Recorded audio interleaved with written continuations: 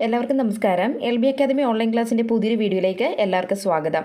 അപ്പോൾ ഇന്ന് വന്നിരിക്കുന്നത് നമുക്കറിയാം, കഴിഞ്ഞ ദിവസം നമ്മൾ NIS +2 വിദ്യാർത്ഥികളുടെ സോഷ്യോളജിയുടെ ഒരു ക്വസ്റ്റ്യൻ പേപ്പർ വിശകലനം ചെയ്തിട്ടുണ്ടായിരുന്നു. അത് ഈ കഴിഞ്ഞ പരീക്ഷയുടെ.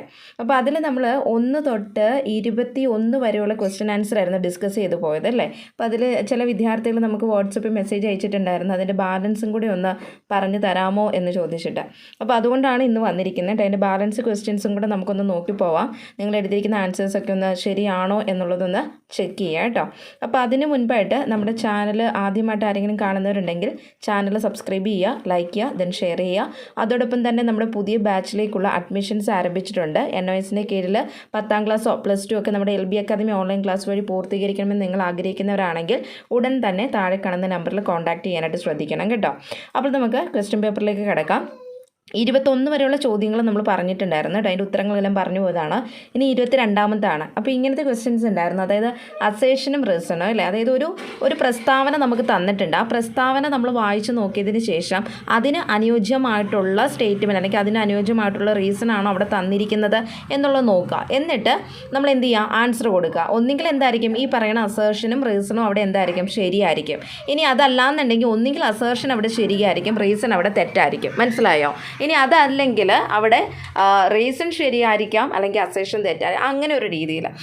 അപ്പോൾ അതെനിക്ക് രണ്ടും അവിടെ തെറ്റായിരിക്കും കേട്ടോ. അപ്പോൾ ഇങ്ങനത്തെ ഒരു ക്വസ്റ്റ്യനാണ് നമുക്ക് ഈ ഒരു അസേഷൻ അല്ലെങ്കിൽ റീസൺ കൊണ്ട് അർത്ഥമാക്കുന്നത് കേട്ടോ.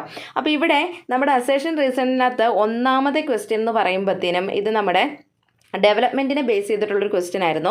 അപ്പോൾ അതിനെ അടിസ്ഥാനമാക്കി പറയുകയാണെങ്കിൽ അവിടെ both A and R true എന്നുള്ളതാണ്. അതായത് C ആയിരുന്നു അവിടെ ആൻസർ വരുന്നത്. അതായത് അസേഷൻ അവിടെ തന്നിട്ടുണ്ട്, അതിൻ്റെ കറക്റ്റായിട്ടുള്ള റീസൺ തന്നെയാണ് അവിടെ താഴെ തന്നിരിക്കുന്നത് കേട്ടോ.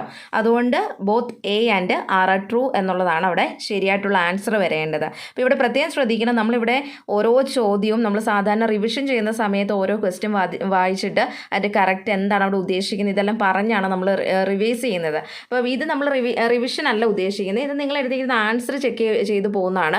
അതുകൊണ്ട് ക്വസ്റ്റ്യൻ പറഞ്ഞ് നമ്മൾ ആൻസർ അങ്ങ് പറഞ്ഞു പോകുന്നേ ഉള്ളൂ കേട്ടോ. അവിടെ വലിയ എക്സ്പ്ലനേഷൻ നമ്മൾ തരാനായിട്ട് ഉദ്ദേശിക്കുന്നില്ല. ഓക്കെ, ഇനി അതിൻ്റെ തന്നെ രണ്ടാമത്തെ ക്വസ്റ്റ്യൻ നോക്കിക്കേ. ഇവിടെ എന്തായിരുന്നു, ഇതും എന്താണ്, നമ്മുടെ അസേഷനും റീസണും ശരിയായിരുന്നു അല്ലേ. അതും എന്താണ് ആൻസർ C ആണ് അവിടെ ആൻസറായിട്ട് വരേണ്ടത്. ഓക്കെ, ഇനി അതുപോലെ തന്നെ മൂന്നാമത്തെ ക്വസ്റ്റിലേക്ക് കടന്നു കഴിഞ്ഞിട്ടുണ്ടെങ്കിൽ അവിടെ അസേഷനും റീസണും എന്താണ്, രണ്ടും എന്തായിരുന്നു, ഫോൾസ് ആയിരുന്നു. അതുകൊണ്ട് D ആണ് അവിടെ ആൻസറായിട്ട് വരുന്നത് കേട്ടോ.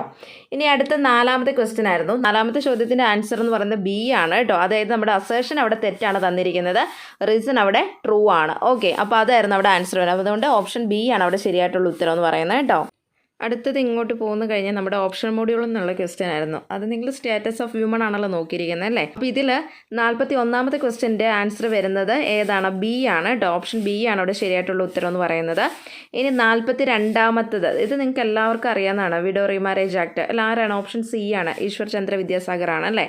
ഇനി ഇവിടെ 43ാമത്തെ ക്വസ്റ്റ്യൻ്റെ ആൻസർ വരുന്നത് സ്റ്റെറിയോ ടിപ്പിക്കൽ എന്നുള്ളതായിരുന്നു കേട്ടോ. ഇനി അതേപോലെ the medieval merges the rise of, അവിടെ വരുന്ന ഏതായിരുന്നു, ഇസ്ലാം എന്നുള്ളതാണ് ശരിയായിട്ടുള്ള ആൻസർ.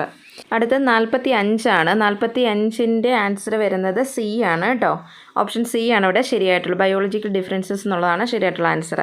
46ലേക്ക് വന്നു കഴിഞ്ഞിട്ടുണ്ടെങ്കിൽ ഇവിടെ വരുന്ന നമുക്ക് ഓക്കെ, ഇവിടെ നമുക്ക് ഫെമിനിസം ആയിരുന്നു ആൻസർ വരേണ്ടത് കേട്ടോ. ഫെമിനിസം ആയിരുന്നു അവിടെ ശരിയായിട്ടുള്ള ആൻസർ വരേണ്ടത്.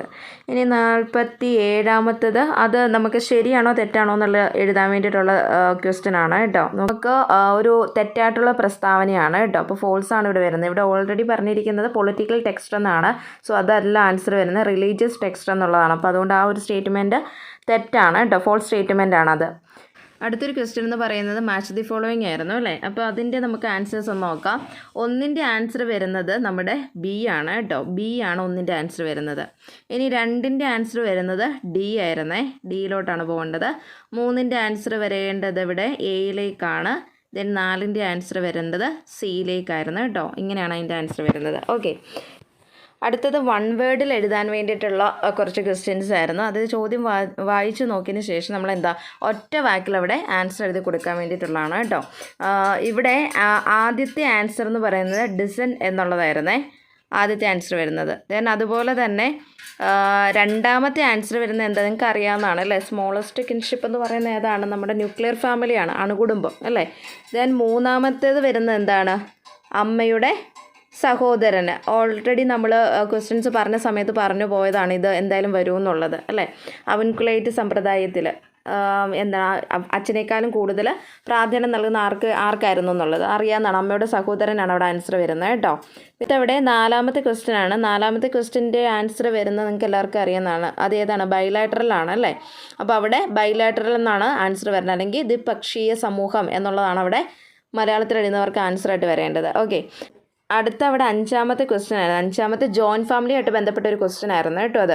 അതായത് ഒരു വ്യക്തിയെ സംബന്ധിച്ച്, ഒരു വ്യക്തിയുടെ താല്പര്യത്തേക്കാൾ കുടുംബത്തിൻ്റെ താല്പര്യത്തിന് മുൻഗണന നൽകുന്ന ഒന്നാണ് കൂട്ടുകുടുംബം എന്ന് പറയുന്നത്. അപ്പോൾ അത് പ്രകടിപ്പിക്കുന്ന സ്വഭാവം എപ്രകാരമാണെന്നാണ് ചോദിച്ചിരിക്കുന്നത്. നമുക്കറിയാതെ എങ്ങനത്തെ കൂട്ടുകുടുംബം എന്ന് പറയുമ്പോൾ എന്താ? കൂട്ടായിട്ടുള്ള ഒരു സ്വഭാവം കാണിക്കുന്നത്. അപ്പോൾ കൂട്ടായ എന്നുള്ളത് മലയാളത്തിൽ എഴുതുന്നവരാണെങ്കിൽ അങ്ങനെ കൊടുത്താൽ മതി കേട്ടോ.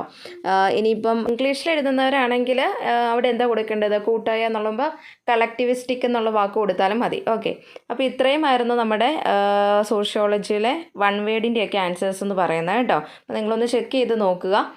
ക്വസ്റ്റ്യൻ പേപ്പർ വെച്ച് നോക്കുമ്പോൾ നിങ്ങൾക്ക് അറിയാൻ പറ്റുള്ളൂ ഏതൊക്കെയാണ് ശരിയായിട്ടുള്ളത്, അല്ലെങ്കിൽ ഏതൊക്കെയാണ് നിങ്ങൾ എഴുതിയിരിക്കുന്നത് എന്നുള്ളത് നിങ്ങൾക്കൊന്ന് മാർക്ക് കാൽക്കുലേറ്റ് ചെയ്യാനായിട്ട് സാധിക്കും ഇതിൻ്റെ അടിസ്ഥാനത്തിൽ. അപ്പോൾ ചെക്ക് ചെയ്ത് നോക്കുക കേട്ടോ.